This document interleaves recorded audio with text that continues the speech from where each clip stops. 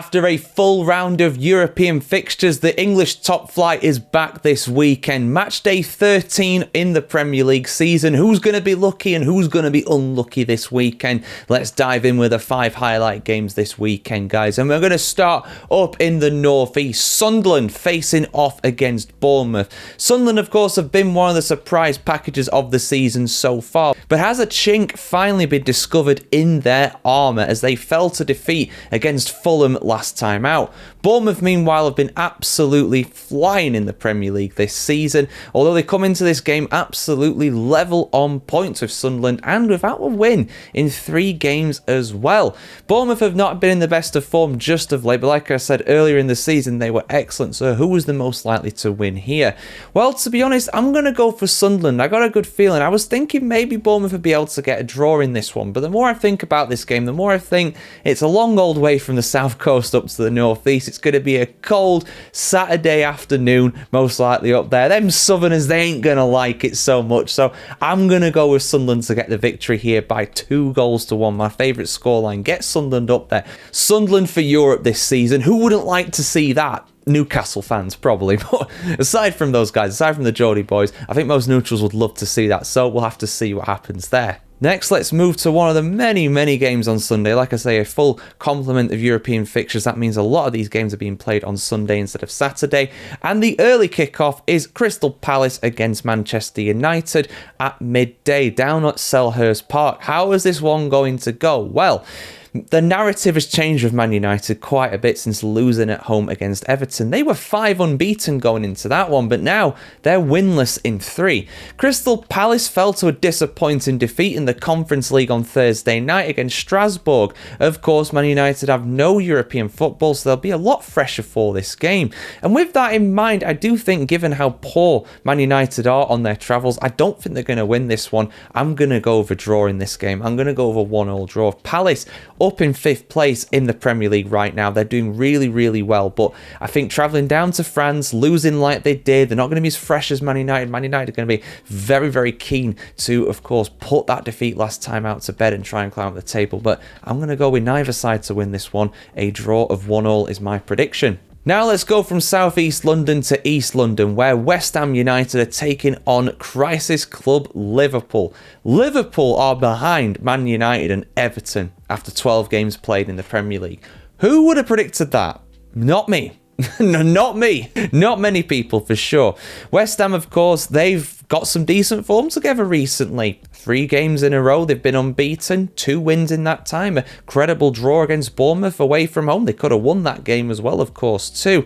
They're out of the relegation zone. They're getting a bit of confidence together. But how are they going to go on against Liverpool here? Because Liverpool, of course, embarrassed themselves, humiliated themselves against PSV Eindhoven in midweek in the Champions League. It's not getting any better for them. But I got a funny feeling this will be the game.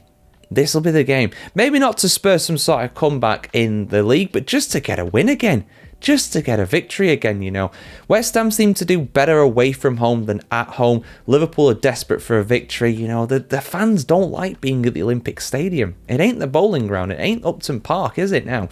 So I'm going to go with Liverpool to win this one by 3-0. I just feel like the finally going to get something together. I really do, and I don't think West Ham have enough about them to beat Liverpool, but I may well eat my words on that one. That is a bold prediction for the Premier League this weekend, if I've ever heard one. Next, let's talk about a derby in the West Midlands. Aston Villa against Wolverhampton Wanderers. I'm sure that Villa fans will contest this is not a derby. Wolves fans will contest it is a derby. Either way, it's a big match, and it's also a big game between 2 teams that are in completely contrasting forms right now.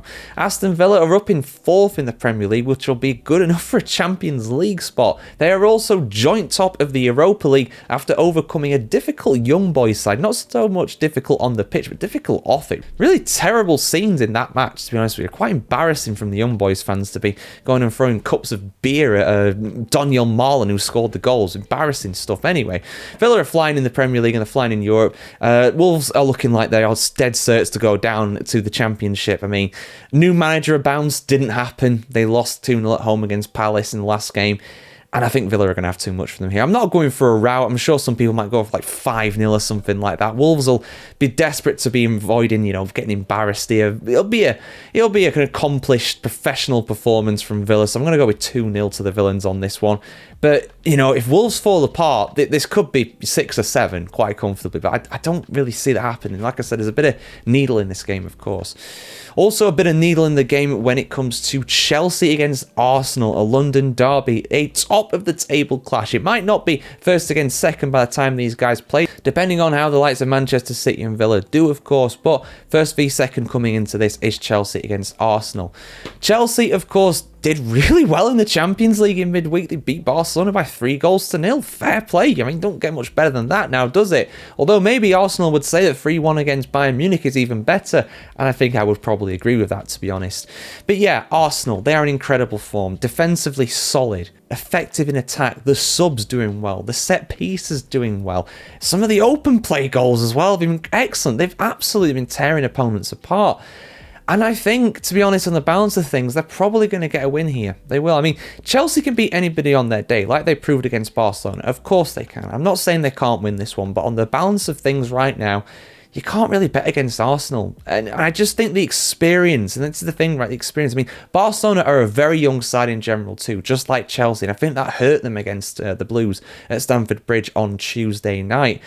But I think Arsenal, they've got that experience now. They're growing. And I think this is the kind of game where they can just really rubber stamp their authority on it, They're 6 points clear as it stands. They might be 9 points clear, depending on results elsewhere, by the end of this game week as well. And I think they're going to win. I'm going to go for them to win by 2-1. I think Chelsea might get something. They'll have some sort of moment at some point. It might be a consolation goal at the end of the match, but I think they'll have a little something. But still, Arsenal flying. You can't really bet against the Gunners at the moment. But yeah, that is my preview for Matchday 13 in the Premier League this week, guys. Let me know your thoughts in the comments below as always. Like, share, comment, subscribe. Have a great weekend, guys. And for much more stories on the world of football, head over to thefootballchronicle.com, guys. See you soon.